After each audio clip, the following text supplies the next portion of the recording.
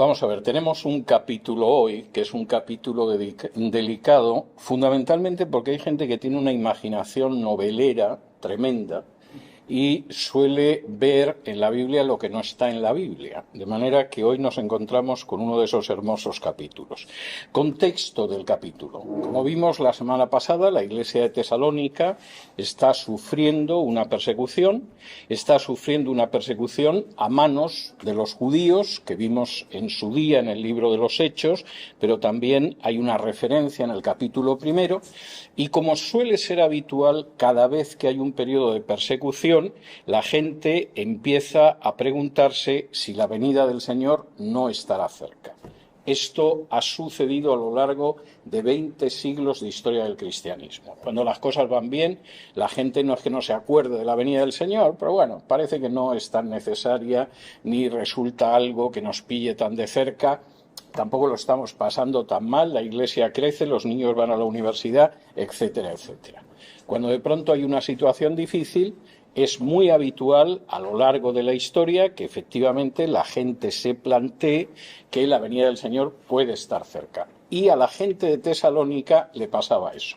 En la primera carta veremos que además algunos aprovecharon para dejar de trabajar, porque total, el Señor estaba tan cerca que no vamos a perder el tiempo trabajando, que además es algo incómodo y por regla general hay que madrugar y, en fin, es algo que exige esfuerzo. Pero eso lo veremos cuando lleguemos a la primera carta. En la segunda carta, efectivamente, Pablo se lo plantea. Y Pablo empieza diciendo algo que es tremendo.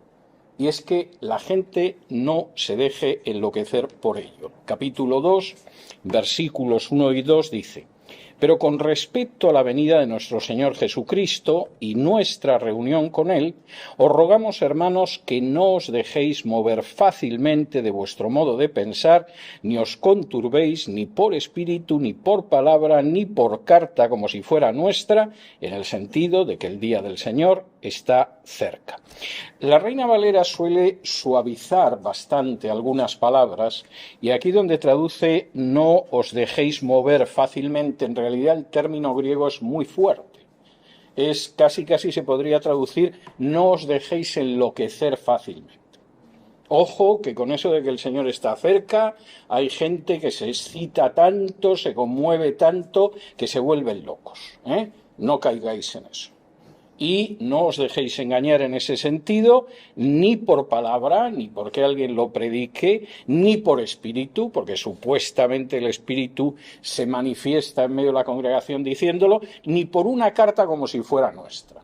Ojo, si llega una carta que supuestamente han firmado Pablo, Silvano y Timoteo diciendo que el Señor está cerca, que sepáis que esa carta es una falsificación. Eso no es verdad. Y tenéis que tenerlo bastante claro. Ahora, lo que dice aquí Pablo, y la verdad es que esta semana es la más adecuada para hablar de este capítulo y explicaré por qué. Lo que dice aquí Pablo es algo que ha sido real a lo largo de prácticamente toda la historia del cristianismo y que implica una desobediencia frontal a las enseñanzas del Señor.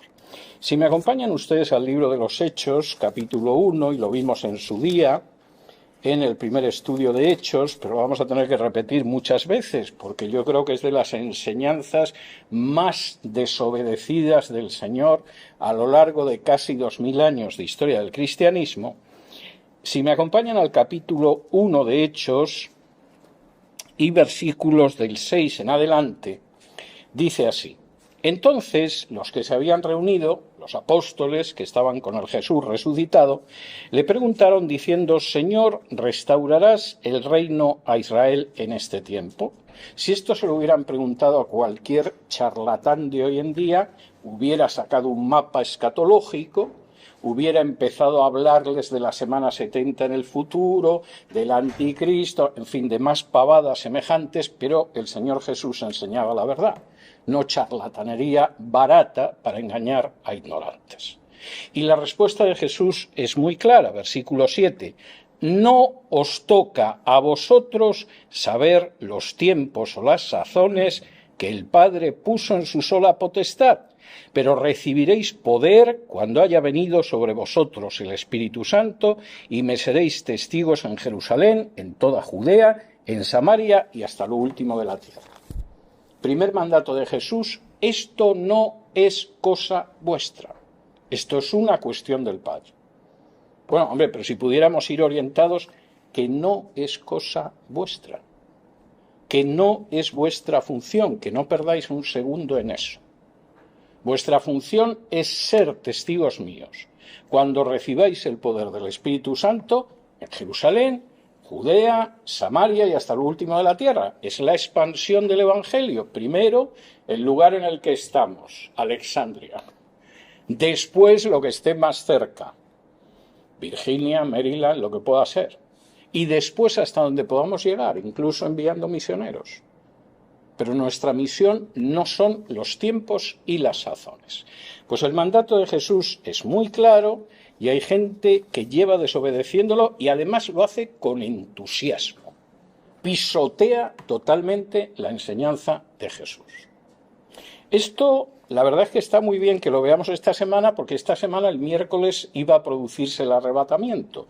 No sé si ustedes siguen mucho las redes sociales, pero llevaban anunciando desde hacía tiempo que este miércoles vendría el arrebatamiento y que sepan ustedes que nos hemos quedado. No conozco a nadie que se haya ido, pero en cualquiera de los casos nosotros estamos aquí. Ahora, déjenme darles algún ejemplo de desobediencia descarada y de ridículo escandaloso por no dejar al Padre los tiempos y las sazones. Hilario de Poitiers, esto en el siglo IV, anunció que el fin del mundo tendría lugar en el año 365. Se lució don Hilario. Martín de Tours, que es un santo de la Iglesia Católica, por cierto, que respaldó la ejecución del primer hereje en el seno del cristianismo.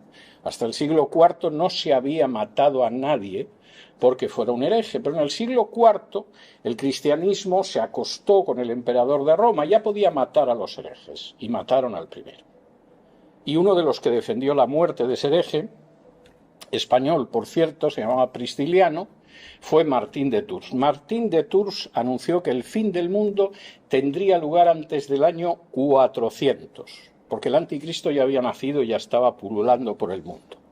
Hipólito de Roma fijó el fin del mundo para el año 500. Y uno diría, ¿y cómo llegó al año 500? Pues lo basó en las dimensiones del Arca de Noé. Y uno dice, pero bueno, el Arca de Noé, ¿qué diablos tiene que ver con la segunda venida de Cristo? Casi toda la gente que anuncia fechas falsas encuentra una base supuestamente en la Biblia. Aunque el Arca de Noé, ya me dirán ustedes, que tiene que ver con la venida de Cristo. El 6 de abril del 793, este no dio un año, dio el día y el mes. El 6 de abril del 793, un español, el Beato de Liébana, anunció que ese día tendría lugar el fin del mundo. Por supuesto no llegó, pero al menos no estuvo engañando a la gente durante décadas. En el curso de un día ya se vio que no venía y punto. Joaquín de Fiore, que era un predicador medieval, anunció que la segunda venida de Cristo sería entre el 1200 y el 1260. No era afinar mucho, pero bueno, entre 1200 y 1260 iba a venir. No vino y sus sucesores siguieron dando fechas entre el 1290 y el 1335. La venida del Mesías a veces no solo la profetizaban cristianos, también judíos. Por ejemplo, en el siglo XVII, un judío cabalista que se llamaba Sabbatai Sevi anunció que el Mesías aparecería en 1648. Hubo cristianos que le creyeron y pensaron que sí, que Cristo iba a aparecer en 1648. Como llegó en 1648 y no apareció, Sabbatai Sevi pasó la fecha a 1666. El problema es que Sabbatai Sevi decidió convencer al sultán de Turquía para que lo aceptara como Mesías porque era él, y el sultán de Turquía le dio a elegir entre convertirse al Islam o decapitarlo.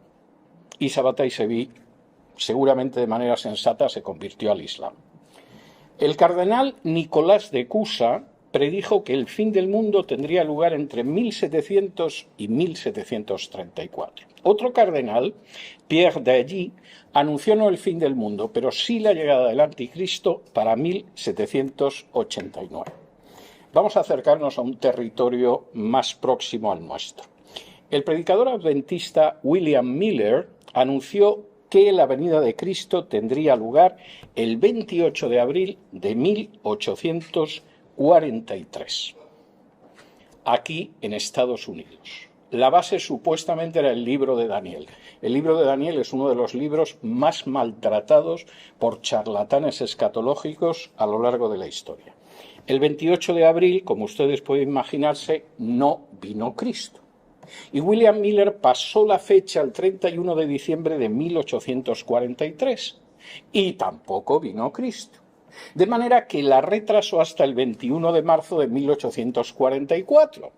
Y como ustedes imaginarán, Cristo tampoco volvió. Pero ese día, cuando los seguidores del adventista William Miller estaban hundidos, porque 3 fechas en menos de un año y que no se cumpla ninguna desmoraliza a cualquiera, mientras atravesaba un campo de maíz uno de sus seguidores, vio en el cielo como Cristo no venía a la tierra, pasaba de un lado del cielo al otro, en 1844. Ustedes dirán, esto es una estafa. Sí, pero los adventistas del séptimo día lo siguen enseñando todavía. En 1844, Cristo pasó al santuario. Y a ver quién dice que no, porque no lo hemos visto ninguno.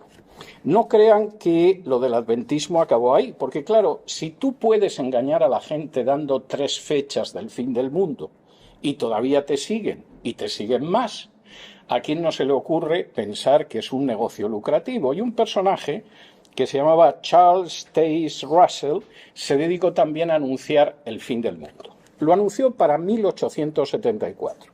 También supuestamente basándose en Daniel. En 1874 Cristo no vino, de manera que lo anunció para 1914. Y tampoco vino. Lo pasó a 1918, pero para cuando no vino Cristo él se había muerto y sus sucesores serían conocidos como los Testigos de Jehová. En 1921, el sucesor de Charles Taze Russell, Joseph Rutherford, segundo presidente de la Sociedad Watchtower de los Testigos de Jehová, anunció que el fin del mundo sería en 1921. Incluso compró una bonita casa en San Diego, California, donde alojar a los patriarcas. Yo he estado en esa casa con mi hija, es una casa bonita, yo no sé si da para que entre tanto patriarca ahí dentro, hace mucho que la Sociedad de los Testigos de Jehová la vendió, pero no hace falta que les diga que en 1921 no vino. Aunque los Testigos de Jehová, que rivalizan con los adventistas y los dispensacionalistas en anunciar fechas falsas del fin del mundo, todavía lo anunciaron para 1975. Por cierto, en aquel entonces yo era testigo de Jehová y llegó el 1975 y nos quedamos con un palmo de narices. Para 1936 lo anunció Herbert Armstrong, el fundador de la Iglesia Universal de Dios. Para 1962 la divina Jean Dixon. Para 1967, Jim Jones, el fundador del Templo del Pueblo. Para 1974, David Byrd, el fundador de los Niños de Dios. Para 1977, William Branham, que ahora mismo es un predicador que casi nadie conoce, pero que fue tremendamente célebre en este país prácticamente desde los años 40 hasta los años 70. En 1976, Pat Robertson, un televangelista muy conocido que en su día quiso presentarse a la presidencia de Estados Unidos por el Partido Republicano, anunció que la segunda venida de Cristo sería en 1982. Por supuesto, Cristo no vino en 1982 y la fecha la pasó al 2007, donde Cristo tampoco vino. No solo eso, Edgar Weissman, que escribió un libro maravilloso que se titulaba ¿Por qué el arrebatamiento no tendría lugar en 1988? Por supuesto, lo anunció para 1988. No hace falta que les diga que no hubo arrebatamiento en 1988. Y entonces lo pasó al 30 de septiembre de 1989, donde, como ustedes se pueden imaginar, tampoco se produjo ningún arrebatamiento. Entre medias había aparecido otro falso Mesías judío. Los judíos prácticamente no hay una generación en que no les aparezca un Mesías. Por supuesto, ninguno es verdadero y no lo van a encontrar porque el verdadero Mesías vino hace siglos. En este caso era Menachem Mendel Schneerson, que supuestamente se iba a proclamar Mesías el 9 de septiembre del 91. Pero finalmente decidió que era mejor que pensaran que era el Mesías y no proclamarse del todo. Hizo bien, porque murió 3 años después, en 1994. Pero el grupo que él creó, los Chabad Lubavitch, tienen una influencia extraordinaria en la política de este país, en la política de Israel y ahora, gracias a Javier Milei, en la política de Argentina. Es algo verdaderamente magnífico. Harold Camping, otro de estos predicadores dispensacionalistas, anunció el arrebatamiento para el 6 de septiembre de 1994. Después lo pasó al 29 de septiembre de 1994, luego al 2 de octubre de 1995, el 31 de marzo de 1995 y finalmente al 2011. No hace falta que les diga que no acertó nunca.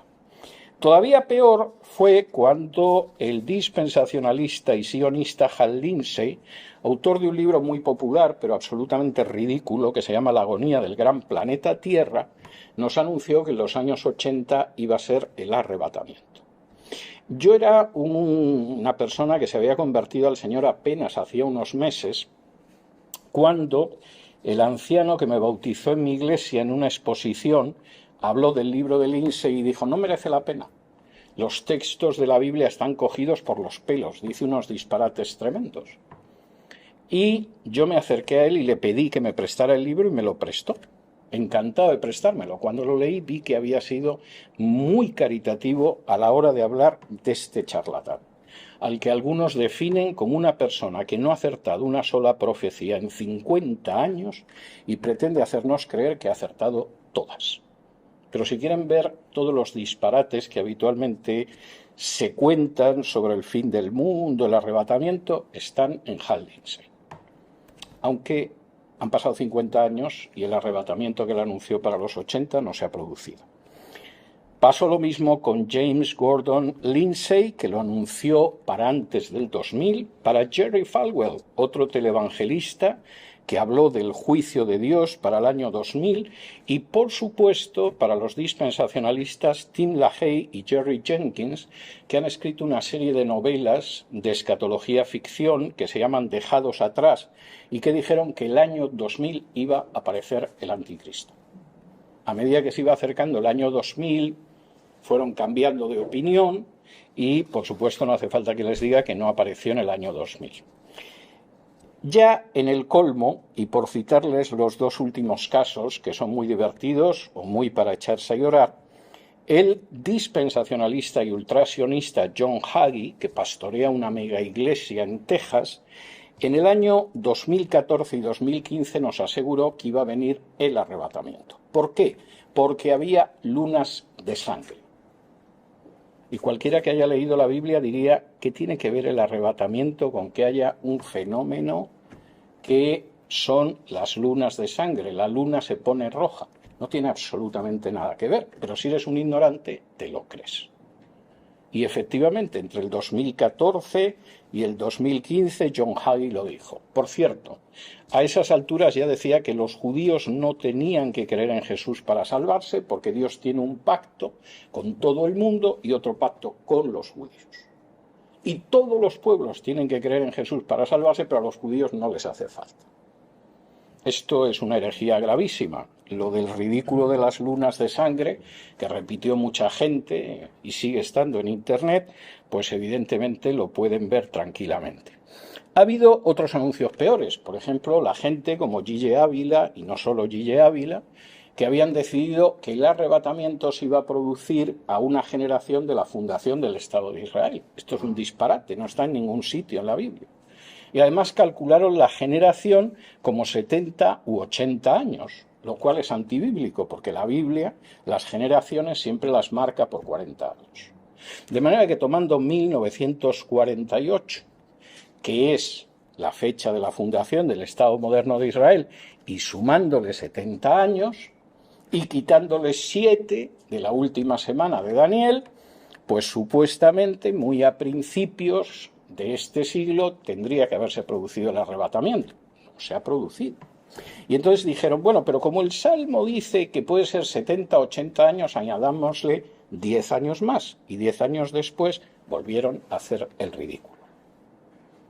Por supuesto, la gente sigue siguiendo a estas personas. Es algo que me deja absolutamente sorprendido, porque si alguien me vendiera a mí una aspiradora, un molinillo de café o un televisor averiado, no sería yo que les volviera a comprar un electrodoméstico. Pero parece que hay gente en ese sentido muy buena. El último anuncio, verdaderamente maravilloso, ha sido esta semana, que el miércoles iba a venir el arrebatamiento, pero parece que como en tantas ocasiones a lo largo de 1500 años, 1600 años, también se equivocaron. Aunque estoy convencido de que hay millares de ignorantes, ingenuos, quizá estúpidos simplemente, que seguirán siguiendo a los que dijeron que el miércoles de esta semana iba a venir el arrebatamiento. No tengo nada más que ver otros casos.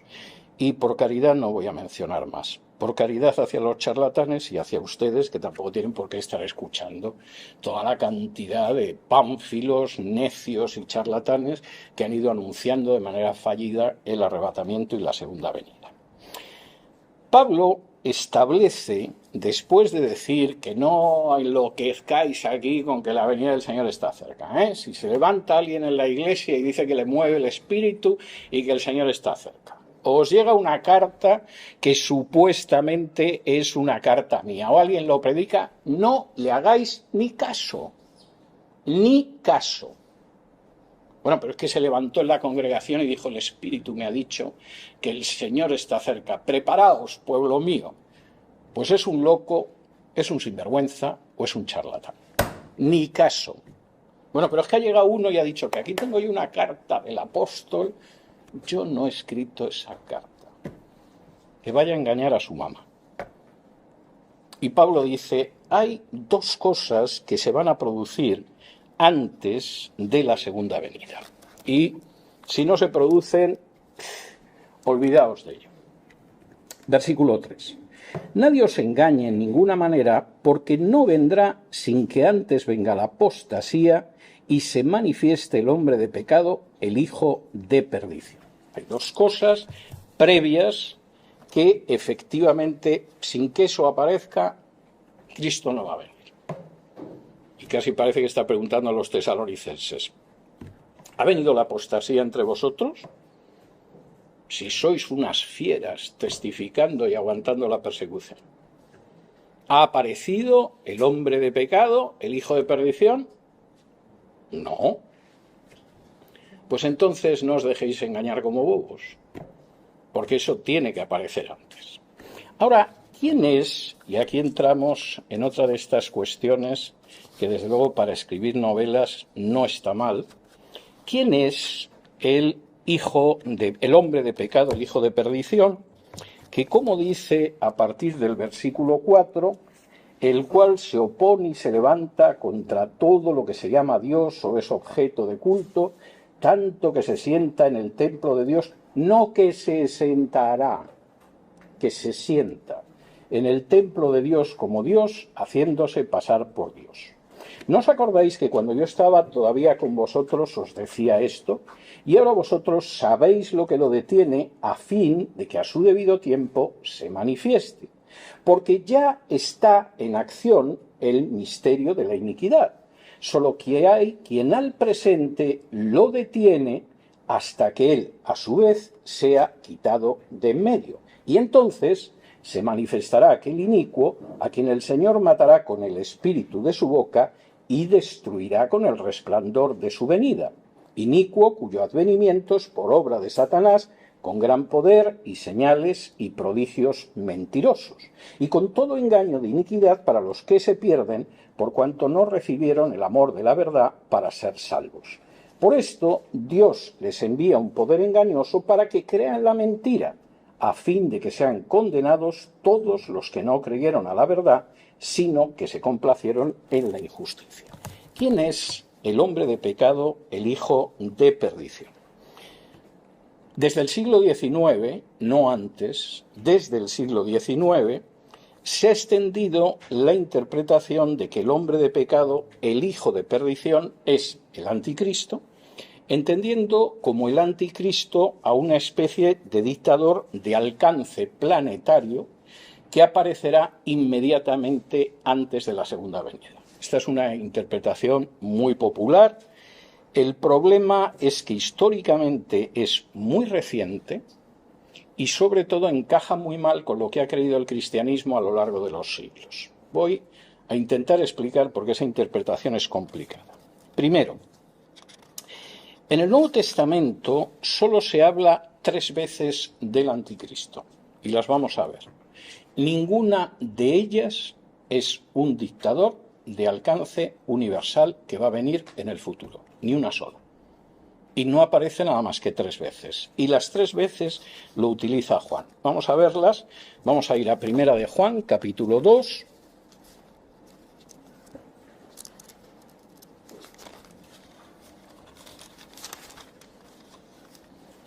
Primera de Juan, capítulo 2. Y versículos del 18 en adelante dice así: hijitos, ya es el último tiempo. ¿El último tiempo ya era en el siglo I? ¿No se supone que es en algún momento, milenios más tarde, justo antes de la segunda venida de Cristo? Bueno, lo que hemos visto en Hechos y en otros pasajes de la Biblia es que el último tiempo, los últimos tiempos, es el periodo de la historia que va de Cristo hasta su segunda venida. Y efectivamente Juan podía decir que el siglo I era el último tiempo porque es ese periodo de la historia, pero esto no encaja con la escatología ficción que generalmente se enseña. Y dice así: hijitos, ya es el último tiempo y según vosotros oísteis que el anticristo viene, así ahora han surgido muchos anticristos. Por esto conocemos que es el último tiempo. Salieron de nosotros, pero no eran de nosotros, porque si hubiesen sido de nosotros, habrían permanecido con nosotros, pero salieron para que se manifestase que no todos son de nosotros. Juan no dice que el anticristo es un personaje que va a venir al fin de los tiempos y va a ser un dictador cósmico, sino que dice: ¿habéis oído que viene el anticristo? No, en realidad hay muchos anticristos. ¿Y quiénes son los anticristos? Aquellos que enseñan una doctrina falsa y que salieron de nosotros, teóricamente eran cristianos, pero salieron porque en realidad no eran de nosotros. Esto no se parece mucho a la historia del dictador cósmico 2000 años después, etc. Segunda mención de el anticristo. Capítulo 4.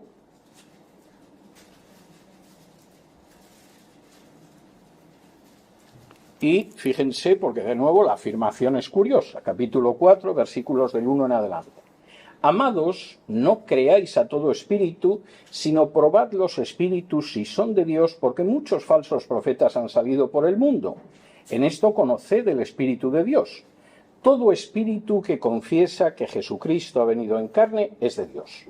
Y todo espíritu que no confiesa que Jesucristo ha venido en carne no es de Dios, y este es el espíritu del anticristo, el cual vosotros habéis oído que viene y que ahora ya está en el mundo. Es algo verdaderamente curioso, porque no parece que aquí la referencia sea tampoco a un dictador universal que va a aparecer dentro de 2000 años. Segunda de Juan. Y versículo 7. Dice así en la segunda de Juan, versículo 7, es la tercera mención al anticristo, no hay más en la Biblia. Porque muchos engañadores han salido por el mundo que no confiesan que Jesucristo ha venido en carne. Quien esto hace es el engañador y el anticristo. ¿No parece que el anticristo sea una especie de príncipe, dictador, presidente, lo que ustedes quieran, que vaya a aparecer dentro de 2000 años? Juan lo ubica, lo sitúa en el siglo I y como no uno, sino muchos que ya existían en el siglo I y que se da la circunstancia de que efectivamente se caracterizaban por negar las verdades esenciales del cristianismo. Claro, alguno puede decir, bueno, sí, pero la bestia, etcétera. No, la bestia es la bestia, el hombre de pecado es el hombre de pecado. Y la Biblia, cuando habla del anticristo, lo define como gente que existía en el siglo I, que eran muchos y que negaban la verdad. No me cuente usted que va a ser el presidente de la Unión Europea o algo parecido, porque eso es pura imaginación, no es lo que dice la Escritura. Segundo, y esto es enormemente importante, se crea lo que se crea sobre el anticristo. Pablo habla de que ese hombre de pecado, ese hijo de perdición, ya existe en su época. Y esto es algo verdaderamente tremendo. Dice en el 2.6, no os acordáis, 2.5 de Segunda de Tesalonicenses. ¿No os acordáis que cuando yo estaba todavía con vosotros os decía esto? Y ahora vosotros sabéis lo que lo detiene a fin de que a su debido tiempo se manifieste, porque ya está en acción el misterio de la iniquidad, solo que hay quien al presente lo detiene. Pablo no está hablando en futuro. En el futuro, en algún momento lejano, aparecerá. No, existe ahora y lo sabéis. Y sabéis que hay quien lo detiene, ahora. Evidentemente, si ya existe ahora, tiene que ser algún tipo de ente, porque un individuo, como no lo haya mantenido Satanás en un congelador durante 20 siglos, ya me contarán a mí cómo podía vivir en el siglo I y seguir viviendo en el siglo XXI. Es la enorme dificultad de esas interpretaciones populares, pero hay una tercera. Y es el hecho de que esta interpretación, que es muy popular hoy en día, no ha sido ni mayoritaria, ni constante, ni uniforme a lo largo de la historia. Es muy reciente, viene de mediados del siglo XIX.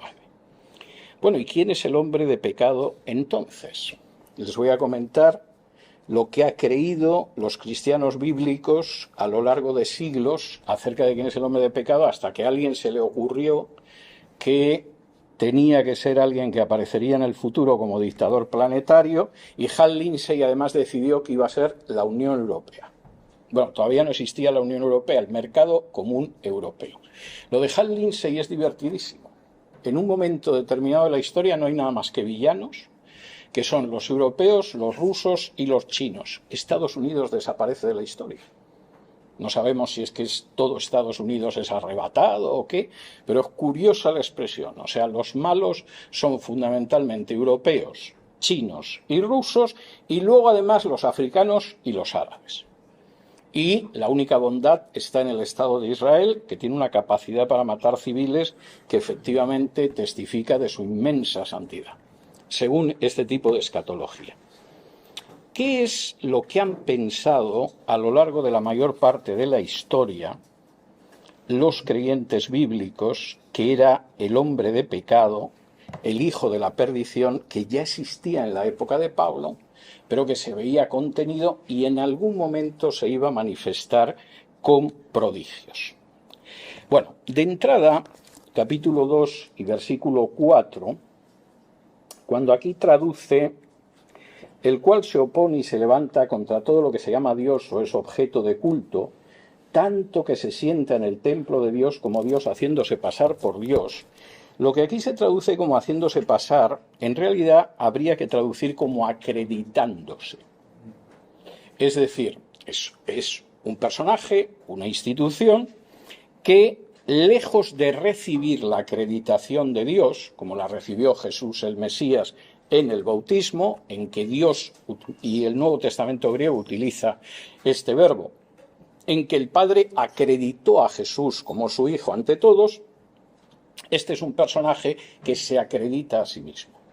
Dios no lo acredita, Él se acredita. Es un personaje que usurpa, además, tratamientos y funciones que solo le corresponden a Dios. Y quien, a fin de cuentas, han interpretado durante siglos los cristianos bíblicos que es este hombre de pecado y este hijo de perdición. El papado.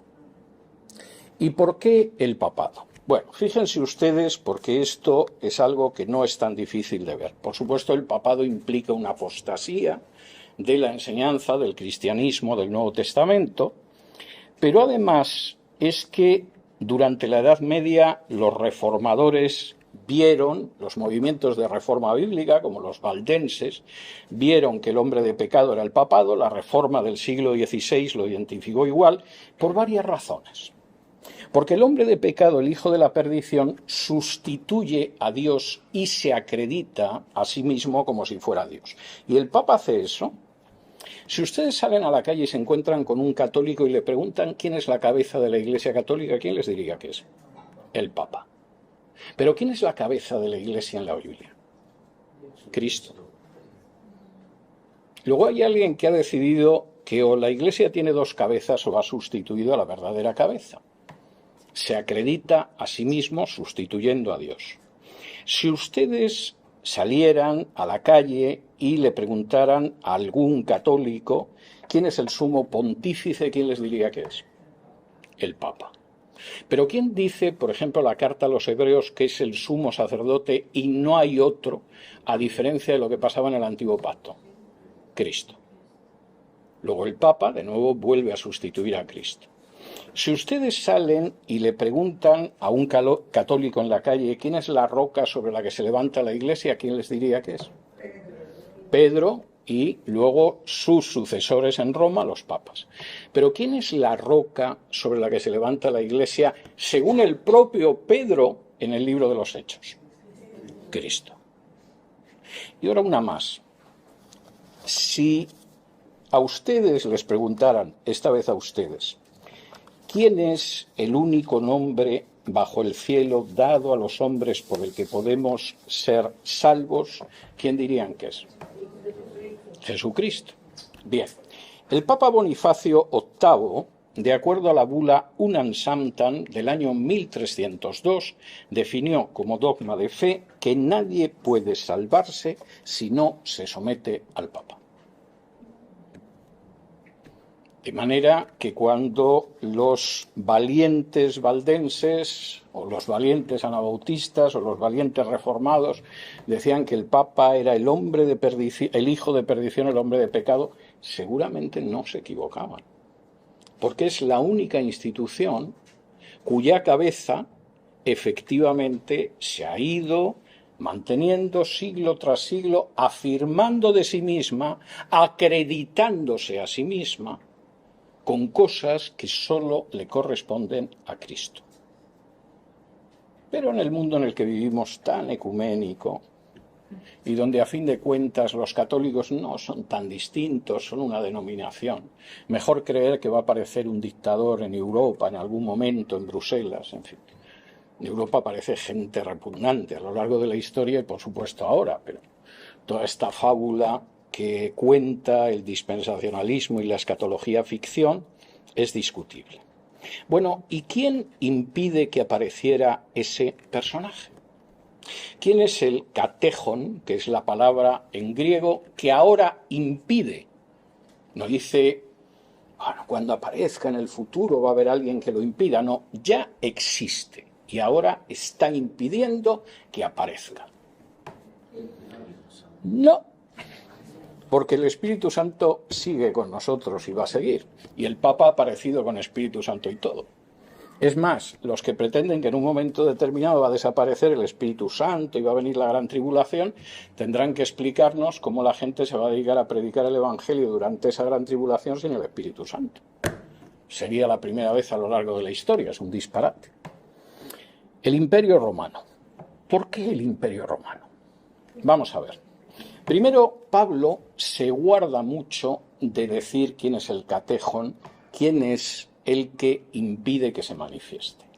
¿Por qué? Acuérdense la semana pasada. Los emperadores romanos habían prohibido bajo pena de muerte que se formularan profecías sobre el imperio. Aquí no podemos permitir, empezó Octavio, siguió Tiberio, el resto de los emperadores, que de pronto alguien aparezca y diga que el imperio romano va a desaparecer. El imperio romano no va a desaparecer nunca. Y como se te ocurre mencionarlo, te matamos. Si eres ciudadano romano, te cortamos la cabeza. Si no eres ciudadano romano, te crucificamos y se acabó. El imperio va a ser eterno. Pablo no podía poner en una carta que había algo que lo contenía, pero que habría un momento en que no lo contendría porque iba a desaparecer. Y decir que era el imperio. Y que la carta cayera y ejecutaran a todos. De manera que dice, vosotros sabéis quién es. Como, de hecho, la gente que nos reunimos aquí sabe perfectamente lo que yo pienso sobre infinidad de cosas.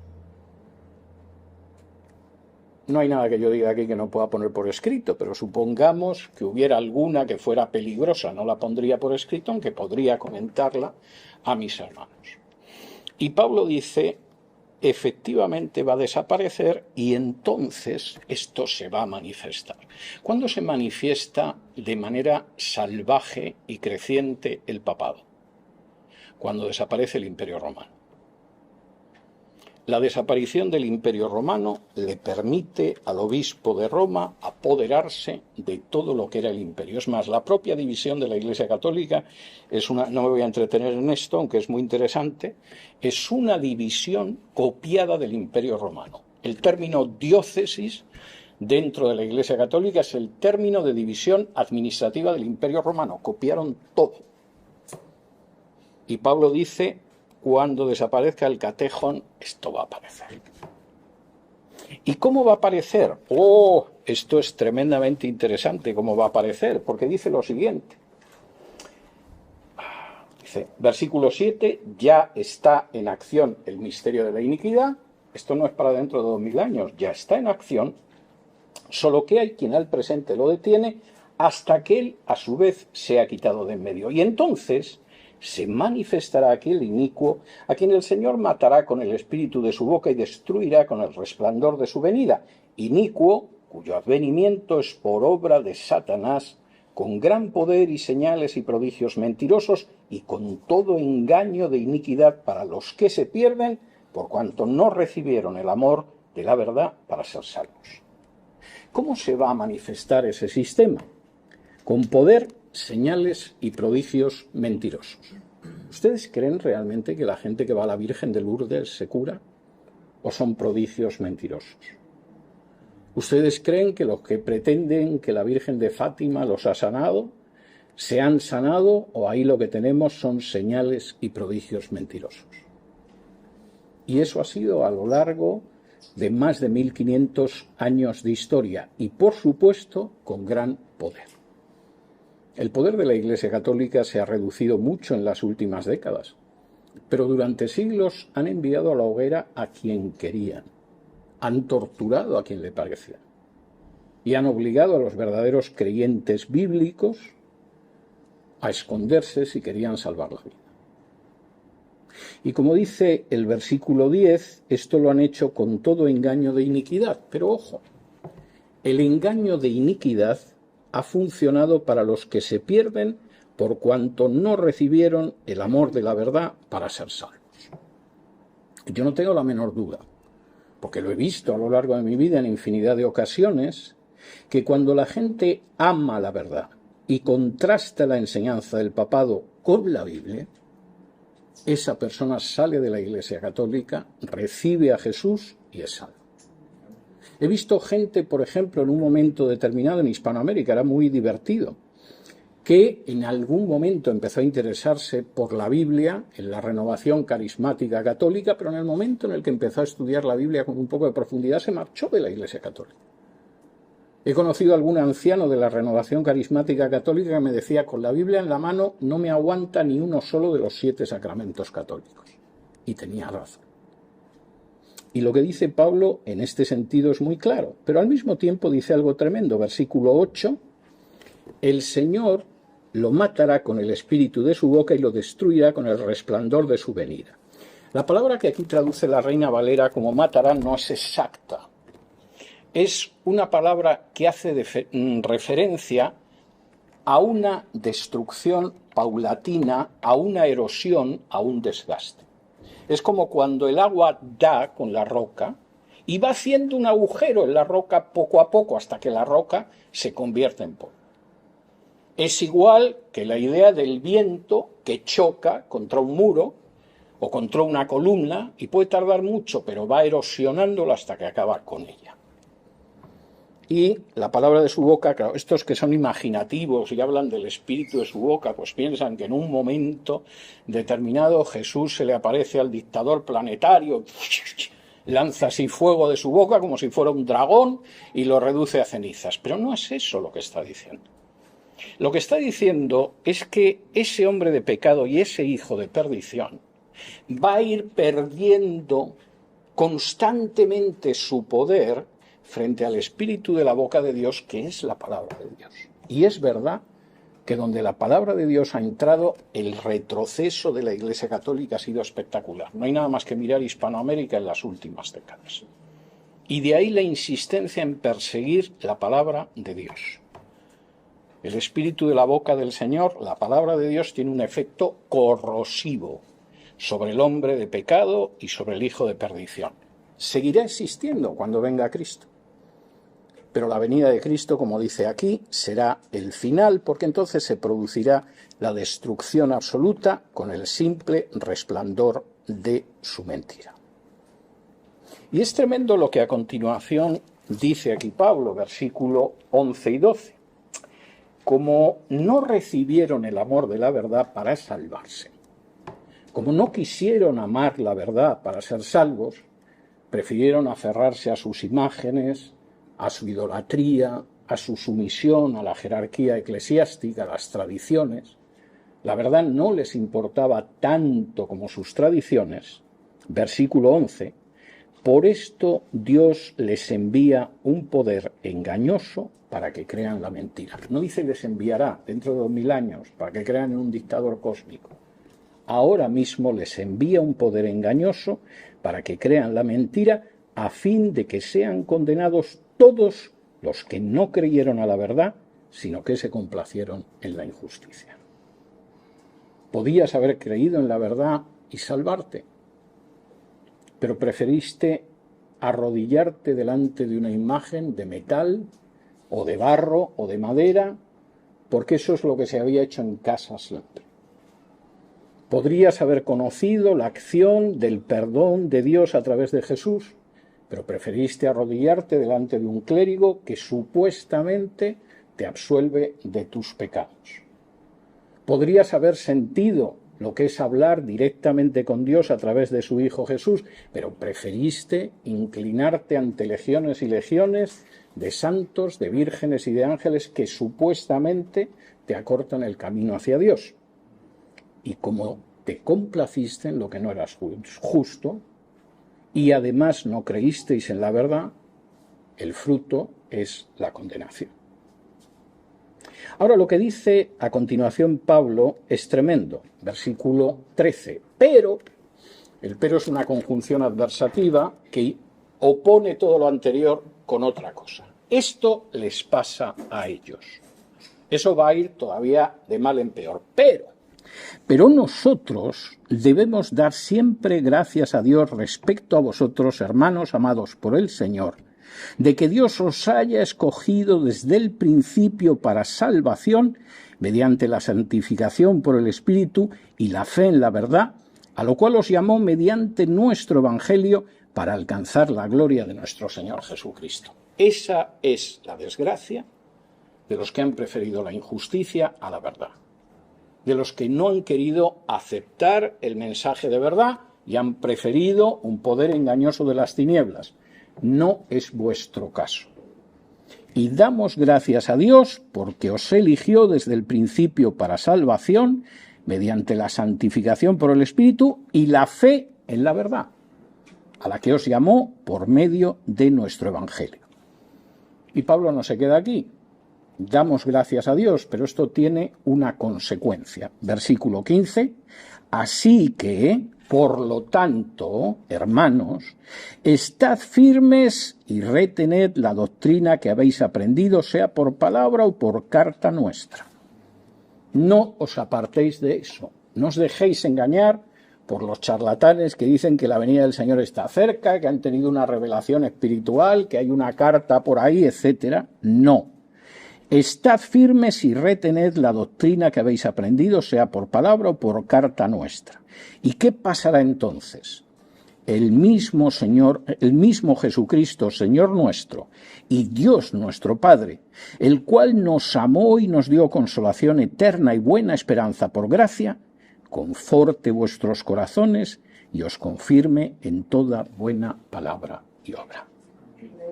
El Señor va a confortar, a fortalecer, a consolar vuestros corazones, nos ha dado una consolación eterna y una buena esperanza por gracia, pero además va a hacer algo que es muy importante. Es muy fácil perder el tiempo pensando si el último movimiento de tropas en el Líbano es una señal indiscutible del arrebatamiento cercano. Como forma de perder el tiempo miserablemente es ideal.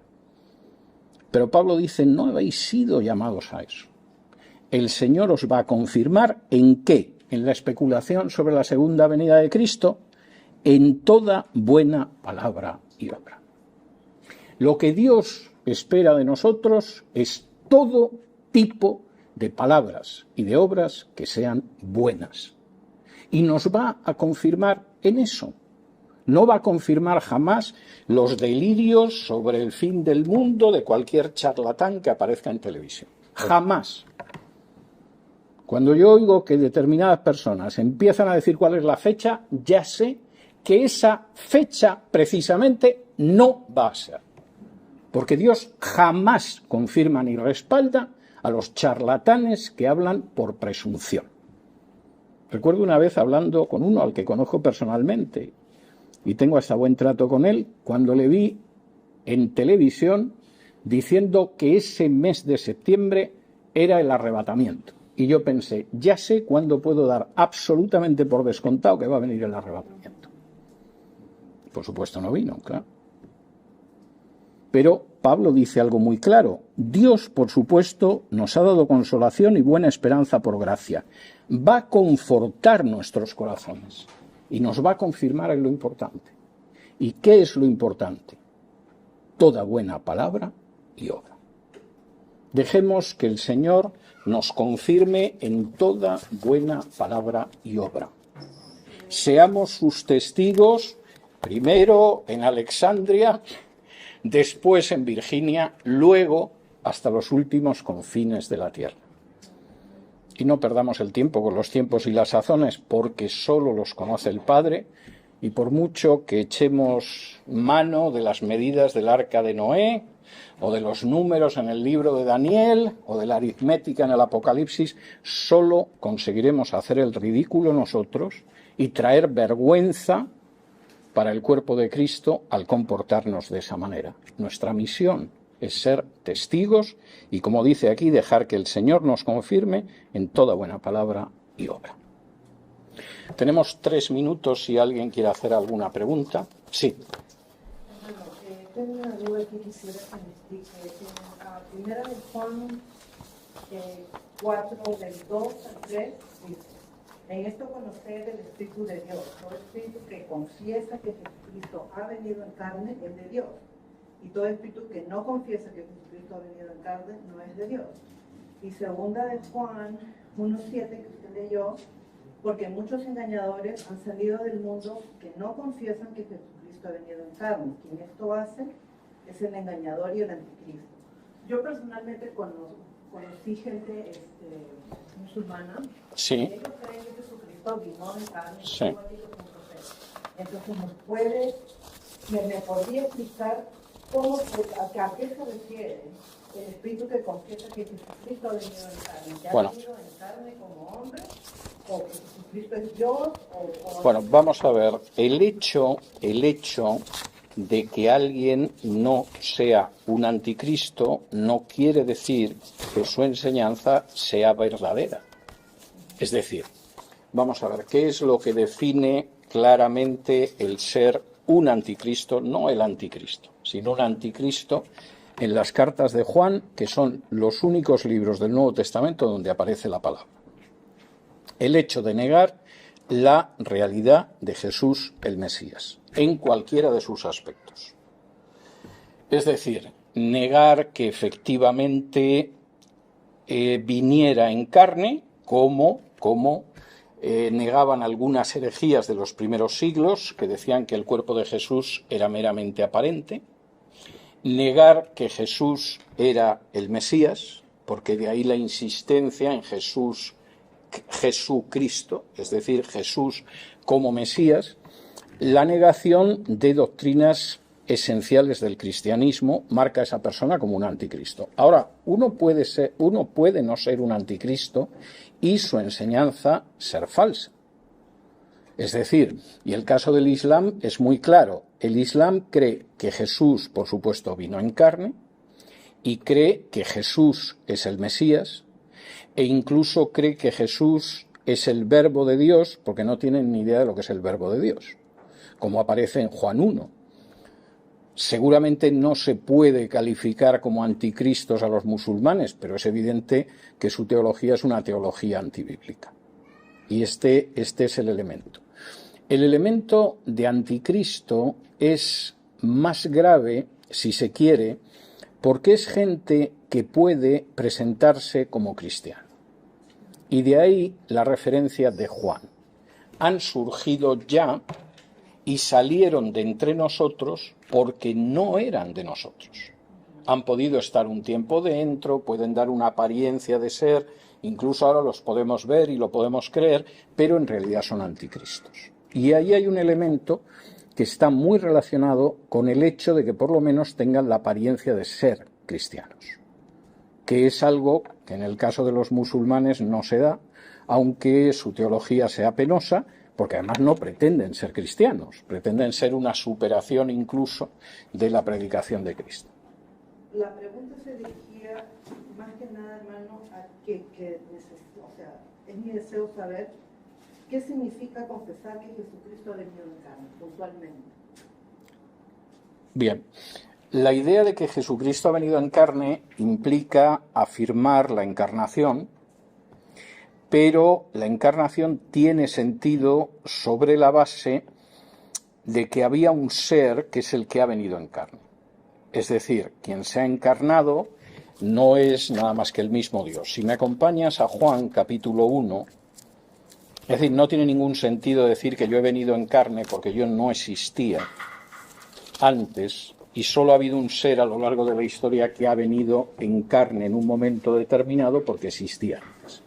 Si vamos al Evangelio de Juan, que está escrito precisamente por el mismo autor de las cartas de Juan, dice así en Juan capítulo 1 y versículo 1, dice: en el principio era el Verbo, y el Verbo era con Dios, y el Verbo era Dios. Bien, en el versículo 14 dice así: y aquel Verbo fue hecho carne y habitó entre nosotros, y vimos su gloria, gloria como del unigénito del Padre, lleno de gracia y de verdad. Esto solo se ha producido con Cristo. Ninguno de nosotros existía antes y en un momento determinado se hizo carne.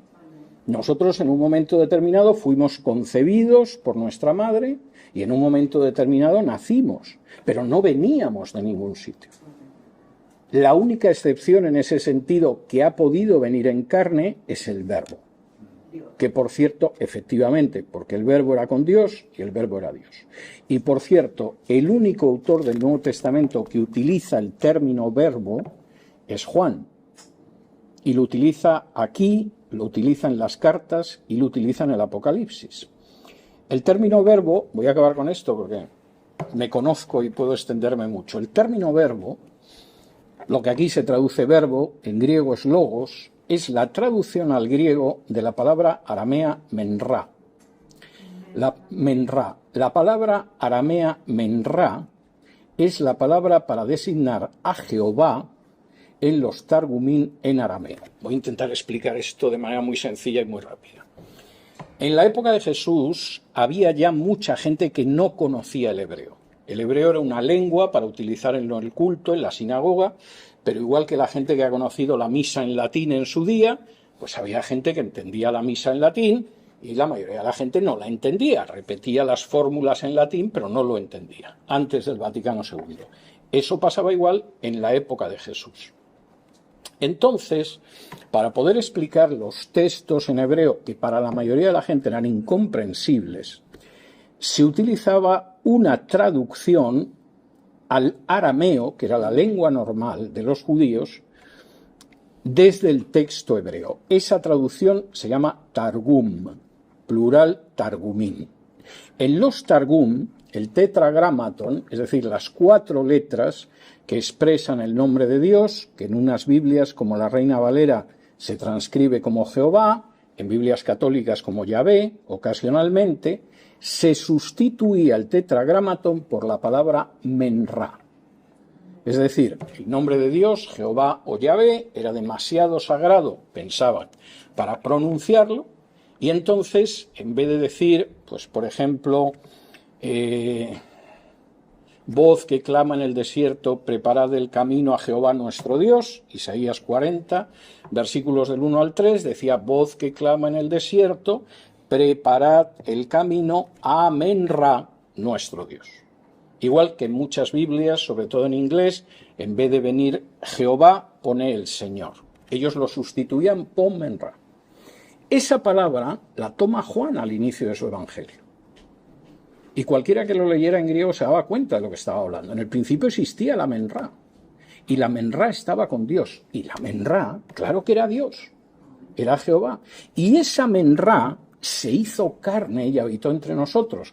Y el término para habitar no es habitar o vivir. El término es levantó su tienda de campaña entre nosotros. Es decir, realmente la traducción buena sería acampó entre nosotros. Y Juan dice, si alguien no cree esto, es un anticristo. Y además es gente que ha salido entre nosotros. Pensábamos que eran de nosotros, pero se ha visto que no eran de nosotros. Esto no se parece mucho a un dictador en Bruselas, yo lo sé, quizá es menos entretenido, pero vamos a ver, acostumbrémonos a ver en la Biblia lo que está en la Biblia. O sea, lamentablemente, y los que hemos pasado por alguna secta lo sabemos, cualquier secta te coge un versículo de aquí, otro versículo de allá, otro que no tiene nada que ver por acá, y te monta todo un esquema escatológico. Los que han estado en los adventistas o en los testigos de Jehová lo saben. ¿Verdad que sí, Giovanni? Y aparentemente ese esquema es coherente y te citan versículos de la Biblia, pero es totalmente falso, no es lo que dice la Biblia. Y tenemos que ver lo que dice el texto de la Biblia, no lo que dice el personaje que aparece en YouTube dándonos la fecha del arrebatamiento. Y que después, aunque haga el ridículo, lo siguen viendo en YouTube. Primera de Juan 4:3, para cerrar. Todos Sí, tenemos que no confiesen que Jesucristo ha venido en carne, no es de Dios. Es obvio, es obvio. Nos vamos a tener que quedar aquí. Yo sé que está la cosa muy entretenida, pero Dios mediante nos volvemos a encontrar la semana que viene.